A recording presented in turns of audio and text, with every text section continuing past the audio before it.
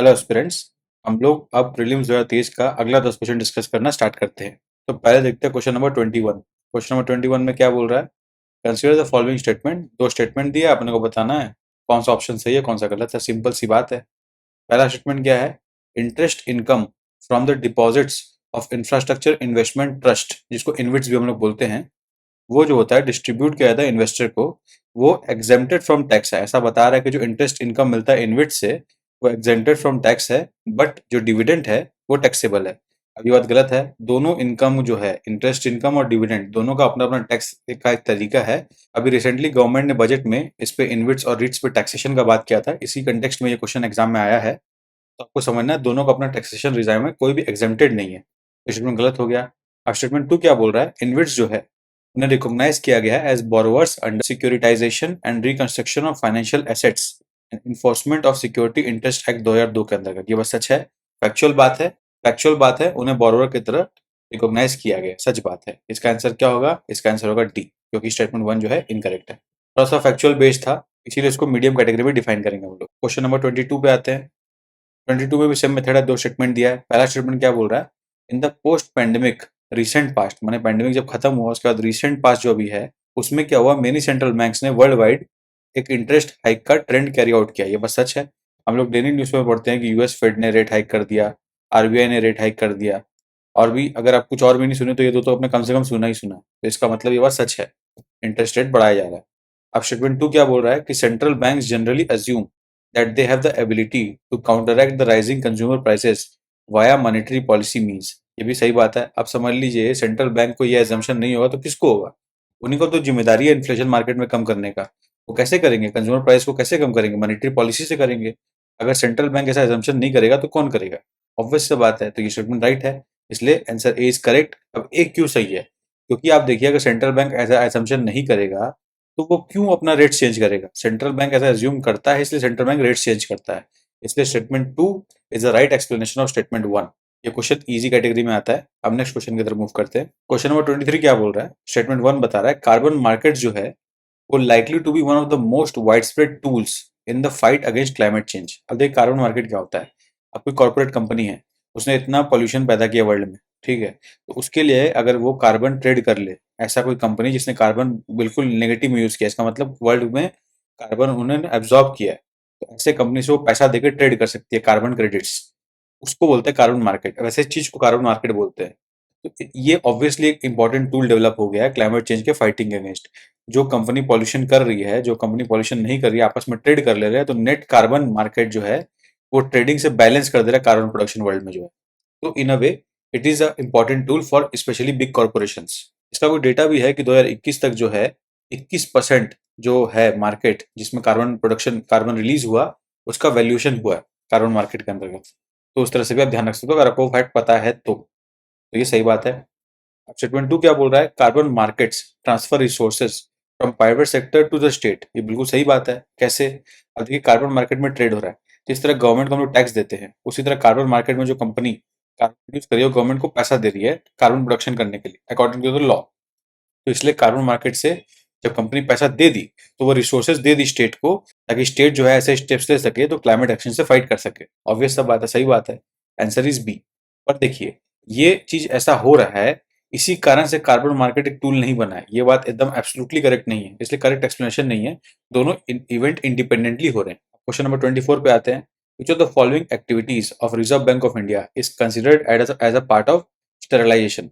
अब स्टेरिलाइजेशन क्या होता है? जैसे कि मार्केट में बहुत सारा पैसा आ गया, समझ ली कहीं कहीं से पैसा आ गया, मार्केट में बम के पैसा आ गया। इससे क्या होगा? मार्केट में पैसा आने की वजह से लोगों के पास पैसा हो गया, लोगों के पास पैसा होगा तो चीजें खरीदेंगे, डिमांड बढ़ेगा, सप्लाई उतना है नहीं तो क्या होगा? इन्फ्लेशन होगा। सीधा सा बात है। ये अंडरस्टैंडिंग आपको अगर है तो इस चीज को रोकने के लिए कि कैपिटल फ्लो मार्केट में थोड़ा रुके, उसका स्टेरिलाइजेशन हो, आगे ये स्टेप लेते हैं स्टेरिलाइजेशन का। अब इसके कई सारे मेथड्स होते हैं। एक मेथड क्या है कि अपने जो डोमेस्टिक इन्वेस्टर्स हैं उनको बोलेंगे विदेश में इन्वेस्ट कीजिए, ताकि वो इंडिया में इन्वेस्ट ना करे तो इंडिया में पैसा नहीं बढ़ेगा एक बार के लिए। तो ऐसा काउंटर इंट्यूटिव लगता है, पर स्टेरिलाइजेशन का मतलब यही है। उसी तरह एक तरीका ये है कि आरबीआई जो है ओपन मार्केट ऑपरेशन कराता है, जिससे आरबीआई क्या कर रहा है, जितने भी डोमेस्टिक मार्केट में पैसे हैं उनको सक कर ले रहा है गवर्नमेंट के पास। ओपन मार्केट ऑपरेशन के थ्रू वो जी से उनको बेच दे रहे हैं, उनका पैसा सक कर ले रहे हैं गवर्नमेंट ट्रेजरी में। इसको भी स्टेरिलाइजेशन बोलते हैं, इसलिए आंसर इज ए। होप आपको थोड़ा कंटेक्स्ट मिला हो। स्टेरिलाइजेशन का मतलब है कैपिटल इनफ्लो को रोकना, बस सिंपल सा बात है। 25 नंबर क्वेश्चन क्या बोल रहा है, कुछ फॉलोइंग मार्केट्स के बारे में बता रहा है, government bond market, call money market, treasury bill market, stock market. आपको बोला है कि इनमें से अबव में कौन कौन सा जो है कैपिटल मार्केट में इंक्लूडेड है। अब सिंपल समझिए, गवर्नमेंट बॉन्ड मार्केट क्या होता है, गवर्नमेंट जो होता है बॉन्ड रिलीज करती है, आप गवर्नमेंट को पैसा देते हो, आपको एक बॉन्ड मिलता है, उसमें एक फेस वैल्यू होता है, वो फेस वैल्यू के बाद आपको यील्ड मिलता है आफ्टर सर्टेन ईयर्स। ठीक है, इसको बोलते हैं गवर्नमेंट बॉन्ड मार्केट। इससे गवर्नमेंट क्या करती है, पैसा गवर्नमेंट मनी बोरो करती है गवर्नमेंट मार्केट से। कॉल मनी मार्केट क्या होता है, समझ लीजिए बैंक है, एक और बैंक है, अब ये बैंक के पास सडनली दिख रहा है कि पैसा कम हो गया, तो इस बैंक का कुछ सरप्लस हो गया डेली में, तो ये बैंक से ये बैंक पैसा ले लिया, बोलता है आपको एक दो दिन में चुका देंगे, तो ये भी कॉल मनी मार्केट है। मनी मार्केट लिखा हो गया वैसे, और कॉल मनी मार्केट एक मनी मार्केट इंस्ट्रूमेंट है, बिकॉज शॉर्ट टर्म के लिए होता है। अब कैपिटल मार्केट इंस्ट्रूमेंट क्या होता है, वो मार्केट इंस्ट्रूमेंट जो लॉन्ग टर्म के लिए चले। तो गवर्नमेंट बॉन्ड जो होता है जनरली 5 से लेकर 40 साल तक, या उससे भी लंबा हो सकता है, गवर्नमेंट बॉन्ड उसके लिए काम करता है, तो ये लॉन्ग टर्म के लिए दिख रहा है। कॉल मनी आपको दिख ही रहा है क्लियरली, एक दो दिन का बात चल रहा है, तो ये रॉन्ग हो गया, ये शॉर्ट टर्म है। ट्रेजरी बिल भी जो होता है, आपको सुना होगा कभी, 91 डे, 182 डेज, 364 डेज का ट्रेजरी बिल होता है, एक साल से कम का होता है, तो ये भी मनी मार्केट इंस्ट्रूमेंट है, तो ये भी गलत हो गया। स्टॉक मार्केट आप कितने टाइम के लिए भी इन्वेस्ट कर सकते हैं, 3 साल 2 साल, तो एक तरह से लॉन्ग टर्म में कंसिडर किया जा सकता है। आइडियली खाली गवर्नमेंट बॉन्ड मार्केट जो है ट्रेडिशनली लॉन्ग टर्म के लिए होता है, और स्टॉक मार्केट में भी मैक्सिमम टूल्स जो है लॉन्ग टर्म के लिए गिने जा सकते हैं, इसलिए वन ऑफ फोर आंसर है, only two is the correct answer. Economy का सवाल है, इसको मैं इजी कैटेगरी में मानूंगा। अब क्वेश्चन नंबर 26 क्या बोल रहा है, which one of the following best describes the concept of small farmer large field. देखिए इसमें क्या है, ये वैसे तो देखिए एक तरह का टूल है, एक तरह का मेथड है, जो जिसको उड़ीसा में पायलट किया गया था कुछ विलेजेस में। ठीक है, इसके जरिए क्या है, जो फार्मर्स है वो स्मॉल फार्मर्स ऐसे मार्जिनल फार्मर्स मिलकर ग्रुप अपने आप को ऑर्गेनाइज करते हैं इन अ वे, टुगेदर मिलकर वो लोग सिलेक्टेड एग्रीकल्चर ऑपरेशंस करें, जिससे उनको सबको बेनिफिट हो। अब देखिए, अगर अकेला फार्मर है, एक बड़ा सा कॉर्पोरेट है या एक बड़ा सा बिजनेसमैन, उसे डील करने में उसको बार्गेनिंग पावर नहीं मिलता। अगर यही 100 फार्मर हो गए तो उनको बार्गेनिंग पावर मिल जाएगा। तो ये स्मॉल फार्मर लार्ज फील्ड जो है, इसी कॉन्सेप्ट पे बेस्ड है, इसका आंसर है बी। फिर फैक्चुअल बात है, अगर आपने करंट अफेयर्स में पढ़ा है, आपको पता है तो पता है, इसलिए मीडियम कैटेगरी में इसको प्लेस करूंगा। 27 नंबर क्वेश्चन क्या बोल रहा है, consider the following statement. Statement क्या बोल रहा है, government of India provides minimum support price for Niger seeds. अब देखिए, ये देखने में इजी हार्ड लगे या जो भी आपको लगेगा, पर ये इजी क्वेश्चन है, क्योंकि अपने सबको ऑब्वियसली पता होना चाहिए कि गवर्नमेंट 14-15 खरीफ क्रॉप को एमएसपी देती है, ऐसे कोई 1000 को देती नहीं है। तो 14 अपने को याद होना चाहिए, और याद रखना भी सिंपल है, उसमें नाइगर सीड्स होता है, तो दिस इज करेक्ट। सेकंड क्या, Niger is cultivated in kharif crop, जैसे मैंने ऊपर बोला 14 खरीफ क्रॉप का बात कर रहा है, तो ये खरीफ क्रॉप है, बिल्कुल सही बात है। थर्ड क्या, some tribal people in India use niger seeds for cooking. अब देखिए, आपको नहीं भी पता ना, तब एक गेस ले सकते हो कि आप समझिए, अरुणाचल में हम लोग के जो ट्राइबल्स हैं, या फिर कोई ट्राइबल्स एरिया जो छत्तीसगढ़ साइड भी पड़ते हैं, उन लोग इंसेक्ट से चटनी बना लेते हैं, तो उन लोग सीड ऑयल से कुकिंग तो कर ही सकते होंगे, ये तो पॉसिबल दिख ही रहा होगा, सम लिखा है, तो कोई ना कोई तो करता ही होगा। तो इसको अगर आपको नहीं पता तो पॉजिटिव गेस लेके आगे बढ़ सकते हैं, इसका आंसर तीनों सही है, 3 इज द आंसर।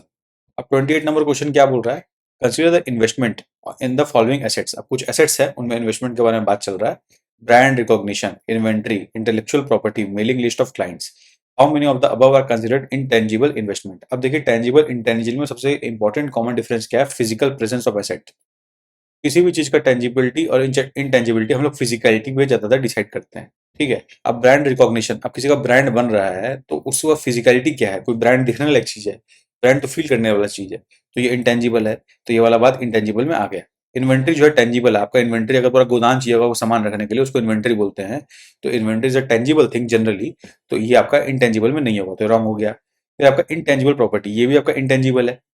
अब इंटेलेक्चुअल प्रॉपर्टी जो है, इंटेलेक्चुअल प्रॉपर्टी क्या होता है, अगर आपने कोई सामान बनाया, कोई ट्रेडमार्क बनाया, आपने समझ लीजिए, सिंबल बनाया, जैसे कि आपका ये सिंबल समझ लीजिए ये है ए, आपका सिंबल ये है, आपने बोला कि मेरा ट्रेडमार्क है, तो ये सिंबल आपका इंटेलेक्चुअल प्रॉपर्टी है। अब इसमें कोई फिजिकलिटी नहीं है, ये सिंबल आप कहीं बना सकते हो, हवा में सोच सकते हो, इमेजिनेशन कर सकते हो, पर ये सिंबल कहीं आपको फिजिकल नहीं दिख रहा है, माने ये सिंबल अपने आप में कुछ इंटिटी नहीं है, तो इसीलिए ये इंटेंजिबल प्रॉपर्टी होगा, ये वाला बिट भी सही है। अब मेलिंग लिस्ट ईमेल में आपका आ रहा है, उसको फिजिकलिटी थोड़ी ना है, आप प्रिंट आउट निकाल के बोलो सर ये फिजिकल एसेट है, तो वो फिजिकलिटी उसको नहीं बोलते। मेलिंग लिस्ट अपने आप में कोई एंटिटी नहीं है सच, समझ लो, उसमें कितने लोग भी हो सकते हैं, कुछ भी हो सकता है, उसका नेचर कैसा भी हो सकता है, तो इसीलिए मेलिंग लिस्ट जो है अपने आप में एक इंटेंजिबल प्रॉपर्टी, उसमें फिजिकलिटी बोले कुछ नहीं है, इसलिए ये भी आपका इंटेंजिबल में आता है, तो इसका आंसर होगा 3। वैसे ये क्वेश्चन थोड़ा डिफिकल्ट है, कई लोग को इंटेंजिबल टेंजिबल समझने के बाद भी उस चीज को फील करना एक्चुअल में डिफिकल्ट होता है, तो इसको अपने इजी टू मीडियम कैटेगरी में मानेंगे, और थोड़ा सा मीडियम कैटेगरी की तरफ इंक्लाइंड होगा। ठीक है, अब 29 नंबर क्वेश्चन की तरफ आते हैं।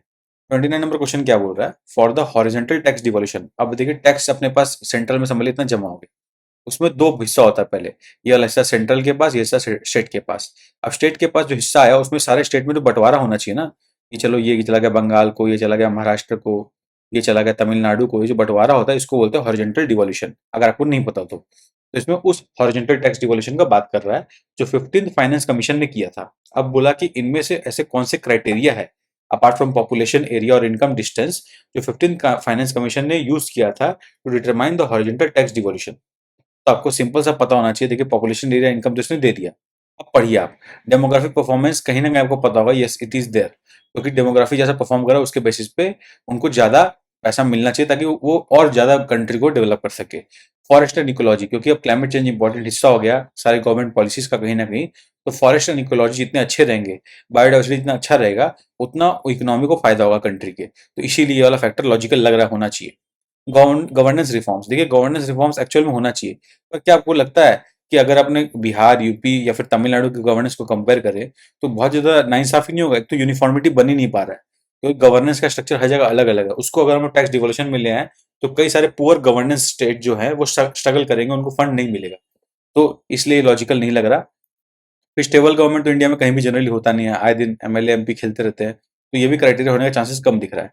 ये मैं आपको लॉजिकली बता रहा हूँ, पर ये वेग लॉजिक है, ऐसा कोई परफेक्ट लॉजिक नहीं है। एग्जाम में मैं ऐसे सोचता अगर मेरे को नहीं पता होता तो, क्योंकि मेरे को पता है ये तीनों हैं, 1, 2 और 5, टैक्स एंड फिस्कल एफर्ट्स वाला, तो मैं 3 मार्क करके आगे बढ़ जाता। अगर नहीं पता होता तो इस तरह से सोचने का स्टाइल है। आपको अगर क्वेश्चन सॉल्व करना, आप गेस ले सकते हो इस मेथड से। ठीक है, आई होप यू अंडरस्टैंड। अब 30 नंबर क्वेश्चन क्या बोल रहा है? Consider the following infrastructure sector, कुछ इंफ्रास्ट्रक्चर सेक्टर्स का बात कर रहे हैं, जैसे affordable housing, mass rapid transport, health care, renewable energy. अब इन्होंने बोला है कि उनमें से कौन सा ऐसा है जो यूनॉप्स, यूनॉप्स माने United Nation office of project services, UNOPS उसको बोलते हैं, उसका एक प्रोजेक्ट है sustainable investment in infrastructure and innovation. इसमें इस इनिशिएटिव में कौन कौन से इन्वेस्टमेंट एवेन्यूज पे फोकस किया, आपको ये बताना है। फैक्चुअल सवाल थोड़ा सा बोल सकते हो, पर लॉजिकली भी आप देख सकते हो। हाउसिंग और हेल्थ केयर तो आपको जच ही जाएगा कि हाँ ये सही है। रिन्यूएबल एनर्जी आप गेस कर सकते हो, क्योंकि इंडिया में स्मार्ट सिटी मिशन में भी हम लोग रिन्यूएबल एनर्जी का बात करते हैं। तो इनिशिएटिव और इंफ्रास्ट्रक्चर का बात चल रहा है, तो हो सकता है रिन्यूएबल एनर्जी का बात चल रहा हो। पर मास रैपिड ट्रांसपोर्ट जो है, ये इसका आंसर नहीं है। ये एलिमिनेट करना डिफिकल्ट होगा, तो फैक्चुअल सवाल है। बट स्टिल अगर आप 3 भी गेस कर पाते हो तो आपको पता होगा आंसर सी या डी में से एक होगा, तो आप एक गेस करके आगे बढ़ सकते हो। The idea is that. तो इस तरह से या तो आपको फैक्ट पता है या तो आपको एलिमिनेशन में थोड़ा गेस लेना पड़ेगा। This is the either of the two approaches, और कोई तीसरा अप्रोच इस क्वेश्चन को सॉल्व करने का नहीं है। तो दिस वाज इट, यही था आज का 10 क्वेश्चन। अब अगला 10 क्वेश्चन हम लोग नेक्स्ट वीडियो में डिस्कस करेंगे। तब तक के लिए best wishes for the examination.